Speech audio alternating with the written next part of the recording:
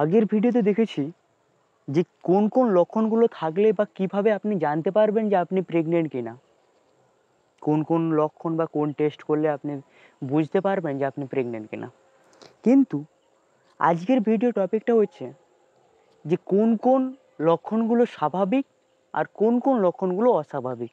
অর্থাৎ একজন গর্ভবতী মায়ের কোন কোন লক্ষণগুলো একদম নর্মাল স্বাভাবিক, কোনো রিস্ক নেই, আর কোন কোন লক্ষণগুলো দেখা গেলে গর্ভবতী মায়ের জীবন প্লাস বেবিটির রিস্ক থাকে, সেই সকল লক্ষণগুলো নিয়ে আজকে আলোচনা করব।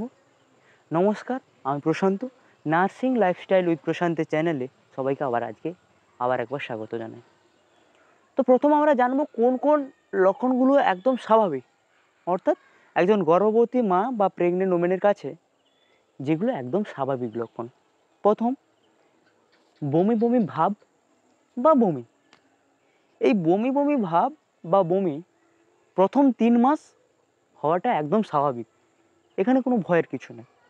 প্রথম পয়েন্ট। দ্বিতীয় পয়েন্টে আসছি। দ্বিতীয় পয়েন্ট হচ্ছে যে ক্লান্তি ভাব প্লাস ঘুম ঘুম ভাব। কারণ শরীর এক নতুন পরিস্থিতির সঙ্গে খাপ খাইয়ে নিচ্ছে, তাই শরীর দুর্বল ভাব আসে প্লাস ঘুমেরও চাহিদা বাড়ে। 3 নম্বরে থাকছে কি না, গর্ভবতী মায়ের পেটটি অনেকটা ফুলা থাকে বা টান টান থাকে। এটা মেনলি হরমোনাল সার্কেলের জন্য হয়ে থাকে।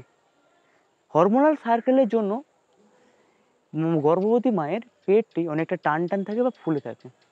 3 নম্বর।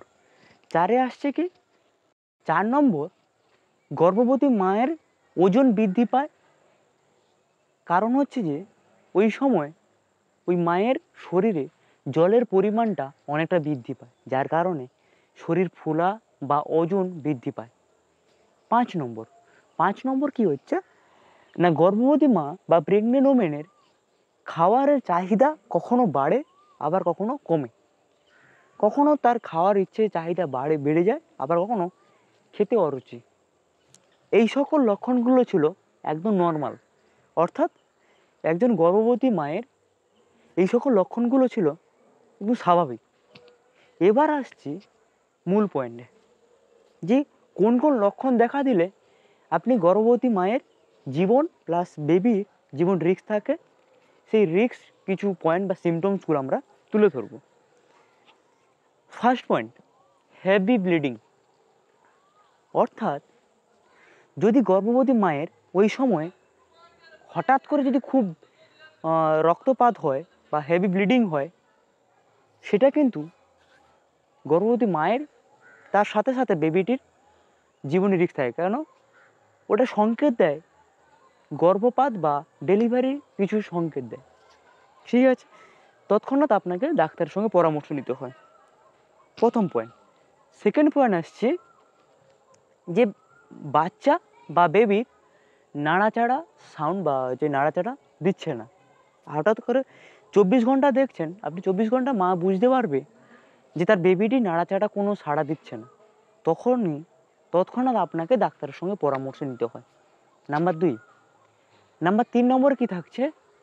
3 নম্বর, নেক্সট, হঠাৎ করে গর্ভবতী মায়ের পেট ব্যথা শুরু হয়, ভীষণ ভীষণ পেট ব্যথা শুরু করে।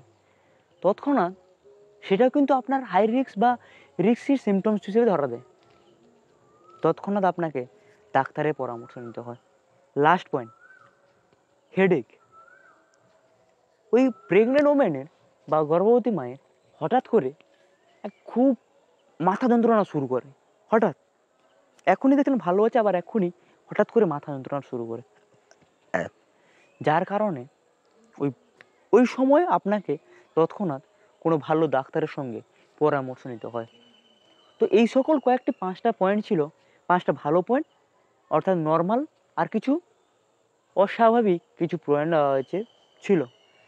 যে সকল পয়েন্টগুলো দিয়ে বললাম, সেগুলো আপনি সিমটমসগুলো দেখতে পেলে অবশ্যই ডাক্তারের সঙ্গে পরামর্শ নেবেন এবং নিজে ভালো থাকুন, সুস্থ থাকুন, আপনার বেবিকে সুস্থ রাখুন। আর হ্যাঁ, ভিডিওটি যদি ভালো লাগে অবশ্যই একটি সাবস্ক্রাইব করবেন। নমস্কার।